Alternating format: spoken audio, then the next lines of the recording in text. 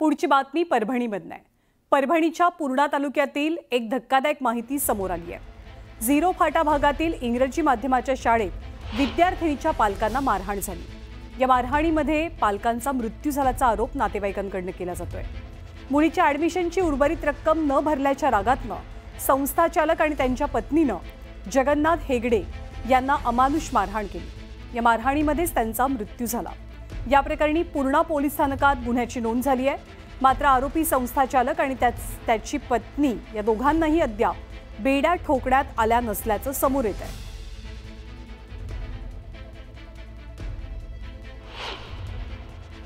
ते टीसी आणायसाठी गेलते, मुलगी राहीन गेली आमची त्या शाळेमध्ये।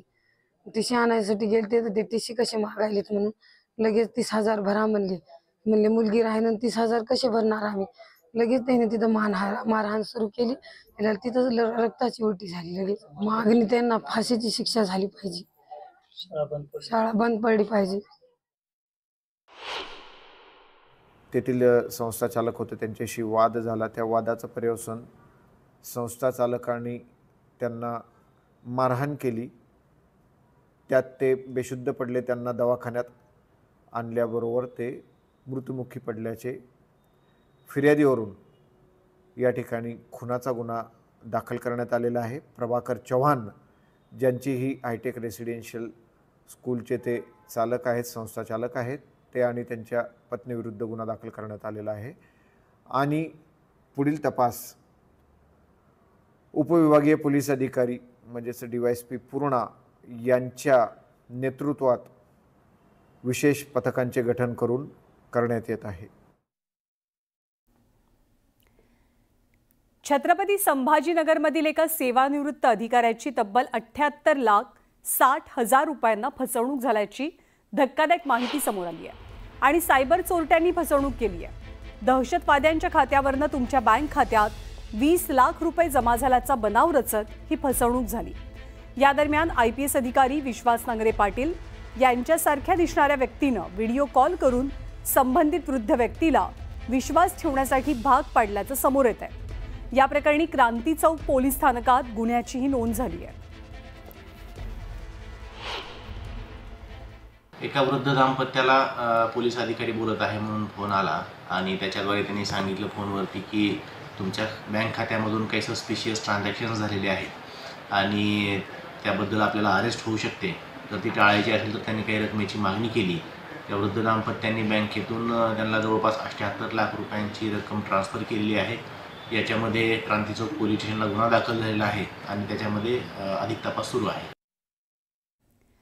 तिकडे हरियाणाच्या गुरुग्राममध्ये राधिका यादव या 25 वर्षीय राज्यस्तरीय टेनिसपटूची तिच्याच वडिलांनी गोळ्या झाडून हत्या केली आहे। गुरुग्राम इथल्या तिच्या राहत्या घरी तिची हत्या करण्यात आली।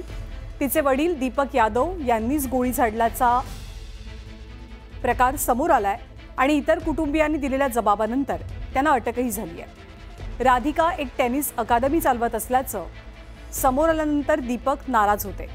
कुटुंबाचं मूळ गाव म्हणजेच वजीराबादमधील अनेक लोक कथितपणे त्यांना मुलीच्या टेनिस अकादमीतनं मिळणाऱ्या उत्पन्नावरती पोट भरत असल्याबद्दल टोमणेही मारायचे। यावरनं संताप अनावर झालेल्या दीपक यादव यांनी राधिकाची गोळ्या झाडून हत्या केली। राधिकानंही टेनिस अकादमी बंद करावी अशी त्यांची इच्छा होती, पण अकादमी बंद करण्यास राधिकानं नकार दिलेला। मुलीचं करिअर आणि कमाई दोघांवरही होत असलेल्या समाजाच्या टीकेमुळे नैराश्य आलं आणि त्यातूनच त्यांनी हे टोकाचं पाऊल उचलल्याचं बोललं जात आहे। इसके पिता के द्वारा इसको गोलियां मारी गई हैं, जिसको पुलिस के द्वारा अरेस्ट कर लिया गया है और उससे पूछताछ की गई है तो उन्होंने इस घटना को अंजाम देना स्वीकार किया है। फिलहाल जो इन्वेस्टिगेशन हुई है उसमें पुलिस को मालूम हुआ है कि जो मृतक का है उसको 3 गोलियां कुल मिलाकर के लगी हुई हैं। आणि उत्तर प्रदेशच्या बलरामपूरमध्ये जबरदस्तीनं धर्मांतरणाचा प्रकार समोर आलाय। आरोपी जलालुद्दीन उर्फ छांगूर बाबा या धर्मांतरण प्रकरणाचा मास्टरमाइंड होता। उत्तर प्रदेशात सुरू असलेल्या या अवैध धर्मांतरणाच्या ग्लोबल रॅकेटचाही पर्दाफाश झालाय। नेपाळ मार्गे हे अवैध धर्मांतरण केलं जात होतं आणि या धर्मांतरणासाठी जमालुद्दीनला 500 कोटींची परदेशी फंडिंग सुद्धा झाली होती असा संशय सुरक्षा यंत्रणांना आहे। सौदी अरेबियाबरोबर शारजा, UAE आणि दुबईमधल्या खात्यांची सुरक्षा यंत्रणांकडनं चौकशी केली जाते। जो भी लिंक्स छांगुर बाबा के पाए जाएंगे जो इस इलीगल एक्टिविटीज़ में शामिल थे, उन सभी के विरुद्ध कार्रवाई की जाएगी। फाइनेंशियल लिंक्स का इन्वेस्टिगेशन ATS द्वारा लगातार किया जा रहा है। STF ने शुरुआती जांच किया था, तो जाहिर तौर पे जो फाइनेंशियल लिंक है वो कोर्ट में इस्टेब्लिश होगा, बहुत पुख्ता है। इसमें कोई शक नहीं कि जो फाइनेंशियल ट्रांजैक्शंस हुए हैं, खास करके जो फॉरेन कंट्रीज से इनके 40 अकाउंट जिसके माध्यम से ये गैंग ऑपरेट कर रहा था उसमें आए हैं, वो अकाट साक्ष्य है और इन साक्ष्यों का इस्तेमाल इस गैंग के विरुद्ध कोर्ट में किया जाए। आणि याच प्रकरणावरनं आता तपास एजन्सीकडनं छांगूर बाबा आणि त्याच्या जवळच्या लोकांच्या संपत्तीची चौकशी सुरू झाली आहे। छांगूर बाबाच्या गँग मेंबरच्या अकाउंट संदर्भात एक महत्त्वाची माहिती समोर येते आहे। जमालुद्दीनचे एकूण 6 बँक अकाउंट्स आहेत आणि यातील विदेशात तब्बल 34 कोटी 22 लाख रुपये गोळा करण्यात आले आहेत। नीतू उर्फ नसरीन यांच्या जवळच्या लोकांची 8 बँक खाती आहेत।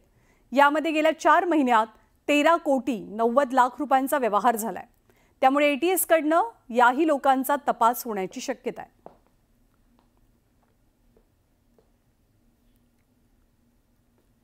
तर धर्मांतरण करून अनेकांची फसवणूक करत कोट्यवधींची माया गोळा करणाऱ्या उत्तर प्रदेशातल्या छांगूर बाबाचं पुणे कनेक्शन समोर आलंय। हा छांगूर बाबा लोणावळ्यामध्ये तब्बल 16 कोटी रुपये किंमत असलेली जमीन खरेदी करण्यासाठी पुण्यात आला होता।